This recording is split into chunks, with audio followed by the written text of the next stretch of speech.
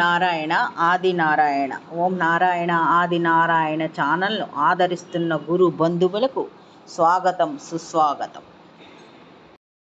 ఓం నారాయణ ఆది నారాయణ. ఓం శ్రీ భగవాన్ వెంకయ్య స్వామి నమః. ఆశ్రిత జనరక్షకుడు, దీనజన బాంధవుడు శ్రీ భగవాన్ వెంకయ్య స్వామి వారి పాద పద్మములకు నా ప్రణామములు. సమస్త సగుణ రూప నిర్గుణ రూప గురుదేవుల పాద పద్మములకు నా నమస్సుమాంజలి. అవధూత శ్రీ భగవాన్ వెంకయ్య స్వామి వారి అనుగ్రహంతో, సమస్త గురుదేవుల ఆశీస్సులతో శ్రీ మొగలిచెర్ల దత్తాత్రేయ స్వామి వారి జీవిత చరిత్ర పారాయణ చేసుకుందాం. గురు బంధువులు ఈ అవకాశాన్ని వినియోగించుకుంటారని నా ప్రార్థన. ఎందుకంటే మహాత్ముల జీవిత చరిత్రలు శ్రవణం కూడా అద్భుత ఫలితములు ఇస్తాయని శ్రీ గురు చరిత్ర మొదలగు గ్రంథములు మరియు సమస్త సద్గురువులు మనకి బోధిస్తున్నారు. ఇది ఒక అవధూత చరిత్ర. ఈ చరిత్ర వ్రాసిన వారు మరియు శ్రీ స్వామి వారిని ప్రత్యక్షంగా సేవించుకున్న ధన్యజీవులు శ్రీ పవని శ్రీధర్రావు గారు, వారి శ్రీమతి నిర్మలా ప్రభావతి గారు. వారికి నా ప్రణామములు. ఓం శ్రీ గణేశాయ నమః. ఓం శ్రీ సరస్వతయ నమః. ఓం శ్రీ గురుభ్యో నమః. ఓం నారాయణ ఆది నారాయణ. అది 1970వ సంవత్సరం. ఒకప్పుడు ఇది మొగలిచెర్ల దత్తాత్రేయం, ఒకప్పుడు ఇది ప్రకాశం డిస్ట్రిక్ట్లో ఉండేది. ఇప్పుడు నెల్లూరు జిల్లాలో ఉంది.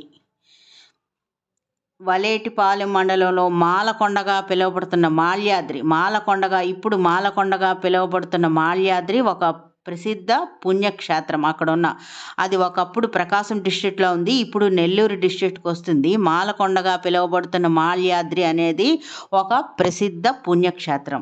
శ్రీ లక్ష్మీ నరసింహస్వామి స్వయంభూగా వెలిసిన స్థలం అది. వారంలో ఒక్క శనివారం నాడు మాత్రం స్వామివారికి అర్చనలు జరుగుతాయి. మిగిలిన 6 రోజులు దేవాలయం మూసివేసి ఉంటుంది. కొన్ని శతాబ్దముల నుంచి ఉన్న ఆచారం ఇది. 6 రోజుల పాటు లక్ష్మీ నరసింహస్వామిని ఋషులు, దేవతలు పూజించబడతాడని, ఒక్క శనివారం నాడు మాత్రం మానవ పూజకు అర్హత ఉందని అక్కడ స్థల పురాణం చెబుతుంది. అక్కడ స్వామివారిని మాల్యాద్రి లక్ష్మీ నరసింహస్వామిగా పిలుస్తారు. ఈ మాల్యాద్రికి దక్షిణ దిశగా ఉన్న మొగలిచెర్ల వాస్తవ్యులు శ్రీ పవని శ్రీధర్రావు గారు, నిర్మలా ప్రభావతి దంపతులు మొగలిచెర్లలో ఉన్న 4 బ్రాహ్మణ కుటుంబాల్లో వీరిది ఒకటి. ఈ మొగలిచెర్ల గ్రామంలోనూ కాకుండా చుట్టుపక్కల కూడా వీరి కుటుంబానికి మంచి పేరు ఉంది. ఈ మాలకొండ దేవస్థానానికి శ్రీధర్రావు గారు ట్రస్ట్ బోర్డు చైర్మన్గా ఉండేవారు. అది కాకుండా ఈ దంపతులు మాల్యాద్రి లక్ష్మీ నరసింహస్వామికి భక్తులు. ఈమె పవని నిర్మలా ప్రభావతి గారు అప్పటికే తెలుగులో రచయిత్రిగా పేరు బాగా తెచ్చుకొని ఉన్నారు. వీరు ప్రతి శనివారం క్రమం తప్పకుండా మాల్యాద్రికి వెళ్ళి స్వామిని దర్శించి వస్తూ ఉండేవారు. మొగలిచెర్ల నుంచి 2 ఎద్దుల బండి కట్టించుకొని గూడు బండిలో తమతో పాటు మరో 10 మందికి ఆహారం ఇంటి నుంచే తయారు చేసుకొని మాల్యాద్రికి తీసుకొని వెళ్ళేవారు. మాల్యాద్రికి పైకి వెళ్ళడానికి అప్పుడు ఆ రోజుల్లో రోడ్డు కూడా లేదు. అందువల్ల కొండ కిందనే తమ బండిని ఉంచి దంపతులిద్దరూ మెట్ల మార్గం గుండా పైకి నడిచి వెళ్ళి మళ్ళీ సాయంత్రం కొండ దిగి తిరిగి ఇంటికి వచ్చేవారు. శ్రీధర్రావు గారు మాలకొండకు పైకి వెళ్ళడానికి రోడ్డు ఏర్పాటు చేద్దామని అధికారులతో మాట్లాడి ఎటువైపు నుంచి కొండ మీదకి రోడ్డు వేస్తే సౌకర్యంగా ఉంటుందో అని సర్వే చేయిస్తూ ఉన్నారు. ఆ టైంలో ఆ పనిలో అతను బిజీగా ఉన్నారనమాట. కింద నుంచి పైకి కొండ మీదకి రోడ్డు వేయించే పనిలో, సర్వే చేయించే పనిలో ఉన్నారు అప్పుడు. అది డిసెంబర్ నెల. అదేవిధంగా ఆ పనిలో ఉంటుండగా ఈ శ్రీధర్రావు గారు మాలకొండ వెళ్ళి ఆ కొండలో కొద్దిగా దిగువన ఉత్తరంగా ఉన్న ఒక పార్వతీదేవి అమ్మవారి ఆలయం వద్దకు వెళ్ళారు. ఈ పార్వతీదేవి ఆలయానికి ఇంకొంచెం పైన కొండలోనే ఉన్న ఒక శివాలయం కూడా ఉంది. అక్కడ వీరు ఒక దిగంబరంగా వీరు ఒక దిగంబర యువకుడిని చూశారు. ఆ పార్వతీదేవి అమ్మవారి ఆలయం దగ్గర జనసంచారం కూడా లేదు. అక్కడ ఈ జనసంచారం లేని ప్రదేశంలో ఈ కొండ మీద ఈ దిగంబర యువకుడు ఎలా వచ్చారు అని ఇతనికి శ్రీధర్రావు గారికి సందేహం వచ్చింది. ఇంతలో ఆ యువకుడు పార్వతీదేవి అమ్మవారి ఆలయంలోకి వెళ్ళిపోయి అతను తలుపు వేసేసుకున్నారు. ఆ దిగంబర యువకుడు శ్రీధర్రావు గారికి కుతూహలం రెట్టింపైంది. కొండ దిగి అక్కడ ఉన్న స్థానికులకు వాళ్ళకి ఇతని గురించి అడిగారు. మీరెప్పుడైనా అమ్మవారి ఆలయం దగ్గర దిగంబరంగా ఉన్న వ్యక్తిని చూసారా అని అడిగారు. కొండ దిగి కింద మెట్ల దగ్గర ఉన్న వాళ్ళని.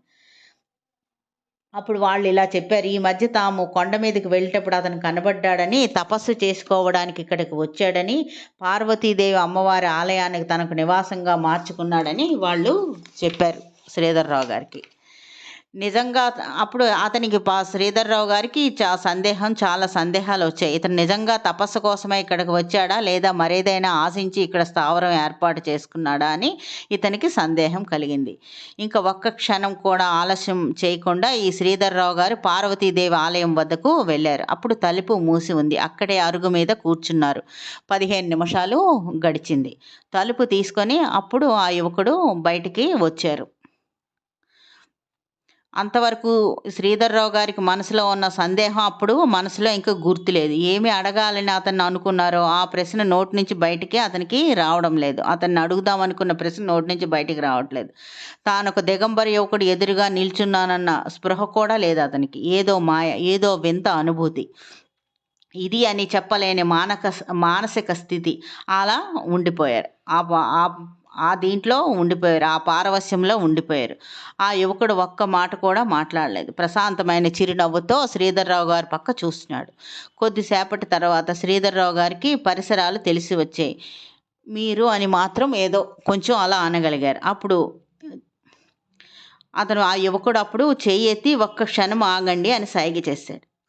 అప్పుడు అతను అమ్మవారు ఆలయంలోకి వెళ్ళి ఆ యువకుడు ఒక చిన్న కాగితం, పెన్ను తీసుకొని వచ్చి ఇలా రాశారు. నేను ప్రస్తుతం మౌనంలో ఉన్నాను, సంక్రాంతి తర్వాత మాట్లాడతాను అని వ్రాసి ఇచ్చారు శ్రీధర్రావు గారికి. శ్రీధర్రావు గారు నమస్కారం చేశారు. అదే చిరునవ్వు, అదే ప్రశాంతత. కొద్దిసేపు అక్కడే నిల్చొని ఇక తాను వెళ్ళొస్తాను అన్నట్టు తల ఊపి అమ్మవారి ఆలయంలోకి వెళ్ళిపోయాడు అతను. శ్రీధర్రావు గారు కొండ దిగి బండిలో తిరిగి మొగలిచెర్ల గ్రామానికి ప్రయాణమయ్యారు. ఓం నారాయణ. ఆది నారాయణ.